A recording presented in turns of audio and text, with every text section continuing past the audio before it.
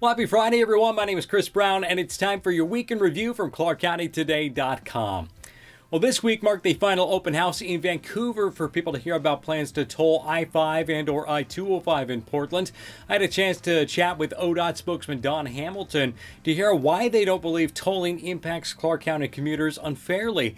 It was also clear that there are far more questions still than answers about tolling in Portland, even for those involved in the process.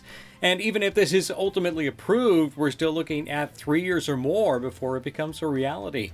In his editorial this week, Ken Vance reacted to Hamilton's comments. Vance said he doesn't agree with ODOT's assertion that the revenue generated from tolls will help to improve things for Clark County drivers commuting into Oregon for work.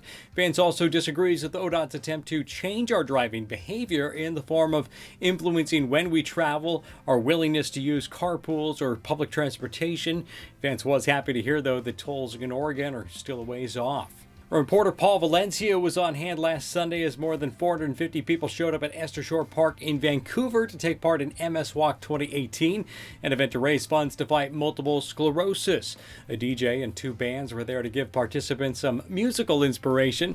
Many walkers gave a shout out to those they were walking for, family and friends battling the degenerative disease. You can check out video highlights at ClarkCountyToday.com or on our YouTube channel. And reporter Eric Schwartz heard from folks who showed up Thursday evening at the Clark County Council meeting to talk about their quarrel with the Quarry on Livingston Mountain. Attendees claimed the company operating the quarry has greatly exceeded the allowed number of truck trips per day, putting children and motorists at risk along a winding, narrow road. They also lamented a perceived lack of action by the county, noting that their concerns have been voiced for many years without any enforcement action being taken by the county. Council members tasked county staff with finding answers to questions brought by the neighborhood, with a focus on financials and legal issues. On Friday, we brought a couple local transportation stories, including results of a Washington Department of Transportation study into traffic issues along SR 500. There have been nearly 400 crashes in that corridor just in the past 4 years, and WashDOT is looking for ideas to help make things safer and less congested. We also heard from the county and WashDOT about what $500,000 will buy them in terms of planning for the eventual reworking of the 179th Street interchange along I-5 near the fairgrounds. While funding for the full project is still 5 years away, this money should help them get a head start or even potentially convince the legislature to bump up the timeline in the near future. Last but not least, a story about lacrosse. Reporter Paul Valencia showed us how the sport, which has been a huge thing back east for decades, is gaining popularity in Clark County. Today, there are 4 high school boys varsity club lacrosse teams in Clark County and 1 girls club team.